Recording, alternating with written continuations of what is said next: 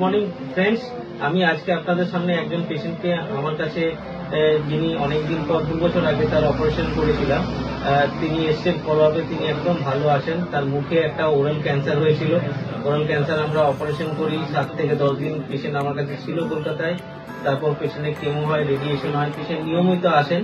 Patient আগে গুটখা খেতেন, পান খৈনি খেতেন, এখন তিনি ছেড়ে দিয়েছেন। এখন পেশেন্টের ওজন অনেক বেড়ে গেছে এবং পেশেন্ট ভালো আছে। আমি স্বাতী মণ্ডল বলছি। ইনি আমার বাবা যুগল মণ্ডল। এনার আজ থেকে প্রায় 1.5 বছর আগে একটি ওরাল ক্যান্সার হয়েছিল, যেটি এই স্যার আমাদের অপারেশন করেছে। খুবই ভালো, এখন যথেষ্ট ভালো, সুস্থ সবল, খুবই ভালো আছে। আর আমাদের বাড়ি শিলিগুড়ি মাটিগাড়া মোটাজোর। আর ইনি আমার বাবা। আগে খৈনি তামাক এগুলো খেতেন, এখন উনি খান না। খুবই ভালো, সুস্থ সবল, খুবই ভালো আছে। আচ্ছা যুগল বাবু, আপনি বলুন, আপনার এত বড় যে ক্যান্সার হলো, এই যে 1.5 বছর ধরে আপনি চিকিৎসায় ছিলেন, পুরো ব্যাপারের এক্সপিরিয়েন্স আপনার কি রকম, কি লাগলো, রোগীদেরকে কি বলতে চান, আপনার এখন কি মনে হয়, একটু আপনার এক্সপিরিয়েন্স আমাদের দর্শক বিন্দুদের জন্য শেয়ার করুন।